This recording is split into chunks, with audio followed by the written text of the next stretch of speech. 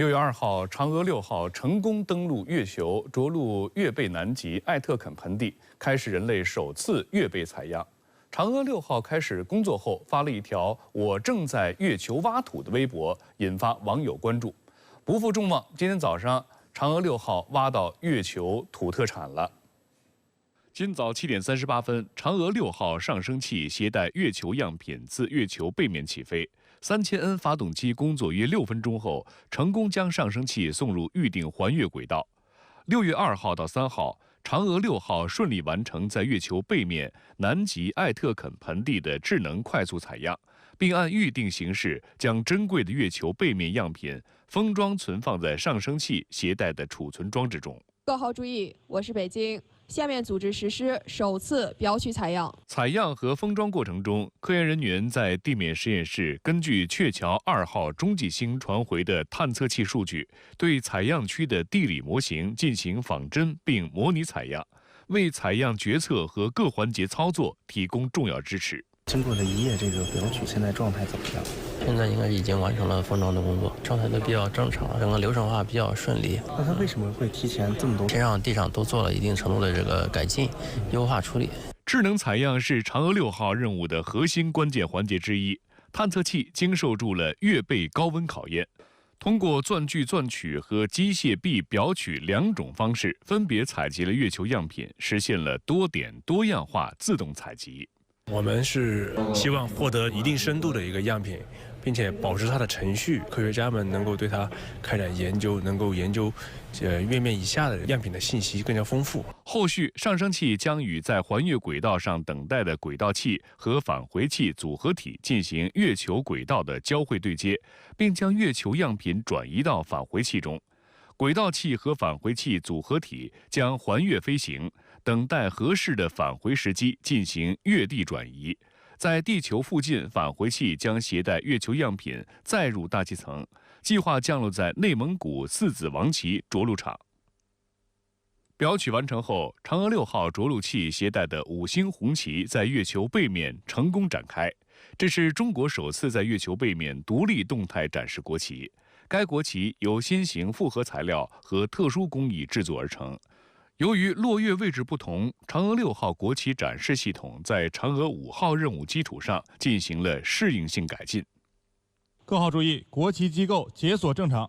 大屏幕上看到的是嫦娥6号在月球背面展开国旗的照片。这面国旗由特殊的材料做成照片中嫦娥手中的国旗在阳光的照射下呈现出一抹鲜艳的中国红。国旗应该能够激发全球华人的这个爱国热情。我想，可能全国人民都在期待这一幅图，为我们伟大的祖国自豪啊！嫦娥6号展示的国旗是科研人员通过1年多时间攻关，利用玄武岩熔融拉丝技术制作而成的。它具有更强的耐腐蚀性、耐高温、耐低温等优异性能。玄武岩石头来自河北玉县，把这个玄武岩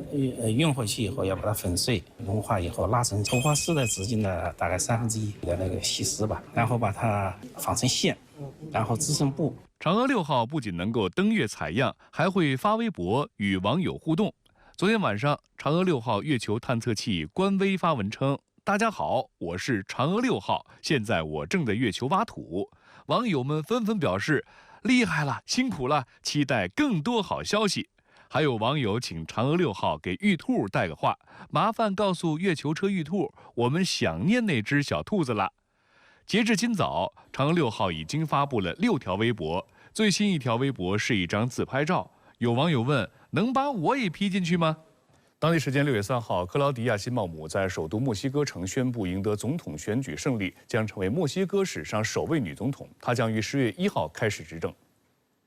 墨西哥国家选举委员会2号晚公布的初步快速计票结果显示，辛鲍姆获得超过58.3%的选票，以较大优势赢得总统选举。辛鲍姆3号凌晨在墨西哥首都墨西哥城的索卡洛广场与支持者会面，并发表获胜感言。他表示将一定不辜负选民的期望。Pero como dice el principio humanista de nuestro movimiento, por el bien de todos.Primero los pobres. 辛鲍姆在竞选期间表示，他将致力于建立常识政府，将节俭常识和根除腐败作为施政重点，延续现任政府在社会转型发展方面的政策。在发表获胜感言时，辛鲍姆再次强调了这一点。Amigos y amigas, tengo claro que vamos a guardar el legado del presidente Andrés Manuel López Obrador. Tengo claro que la responsabilidad es enorme, pero cuando se tienen convicciones y amor al pueblo, es posible lograrlo todo. 辛鲍姆在新闻发布会上说，其他2名总统候选人已致电向他表示祝贺。辛鲍姆说，上任后将把墨西哥建设成更公正、民主、自由和主权的国家，不辜负历史和人民的期待。他将于10月1号开始执政。墨西哥总统洛佩斯也通过社交媒体对辛鲍姆表示祝贺。据悉，墨西哥此次共有3位总统候选人参选，除了辛鲍姆，还有在野党联盟墨西哥广泛阵线候选人索奇特尔加尔维斯和公民运动党候选人豪尔赫阿尔瓦雷斯。辛鲍姆被墨西哥媒体视作现任总统洛佩斯的政治门生。2000年，时任墨西哥首都墨西哥城市长的洛佩斯任命辛鲍姆为该市环境局局长。2006年，辛鲍姆加入洛佩斯的总统竞选团队，担任发言人。2018年至2023年，辛鲍姆担任首都墨西哥城市长，成为墨西哥女性参政的重要里程碑。值得一提的是，2023年4月，在辛鲍姆担任墨西哥城市长期间，他曾与中国驻墨西哥大使张润进行会谈。据外交部网站消息，辛鲍姆高度评价中墨关系发展和务实合作成就，表示中国企业积极参与多项墨城基础设施建设的工程，为墨城市民便捷、安全、绿色出行贡献力量。墨城高度重视对华合作，推动墨城与中方合作惠及更多市民。国家安全部微信公众号3号披露，近期国家安全机关经过缜密侦查，破获一起英国军情6处策反中国国家机关工作人员王某某、周某夫妇的重大间谍案件。令人感到讽刺的是，美媒前不久还在就所谓遍布欧洲的中国间谍捕风捉影，而英国军情6处的间谍已在中国人赃俱获。据国安微信公众号披露，2015年，中央国家机关工作人员王某某申请参加中英交流项目赴英留学，英国秘密情报局看中其核心涉密岗位，迅速操作批准其申请。王某某抵英后 ，MI6 特意安排有关人员对其特殊照顾，在掌握王某某有较强金钱欲望后 ，MI6 派遣人员以校友名义在校园内与其结识，声称可提供咨询兼职的机会，并可给付高额报酬。王某某在金钱利诱下答应从事有偿咨询，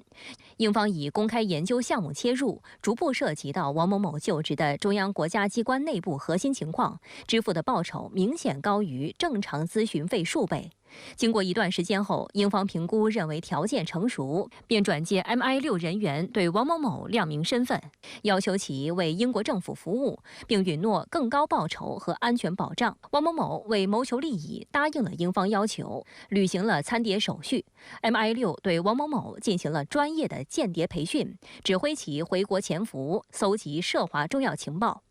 王某某的妻子周某也在中国某核心要害单位工作。周某在王某某极力策动下，答应为英方搜集情报。至此，王某某夫妇一同沦为英方间谍。像王某某夫妇这样曾任国内公职，趁出国学习之机被引诱，并且拉夫妻另一方下水的策反间谍案，并非首案。国家安全机关曾公开一起间谍案例，云南省某省直机关工作人员副高级工程师黄娟曾是云南省某机关工作人员。其2002年起出国留学期间，一名男子自称从事信息咨询工作，付钱拜托黄娟提供国内的经济类政策性文件。而男子实为境外间谍人员，利用美男计引诱，在其情感和金钱诱惑下，黄娟不仅自己被拉拢策反，还将能接触涉密文件的丈夫也拉下了水，最终夫妻双双被判间谍罪，锒铛入狱。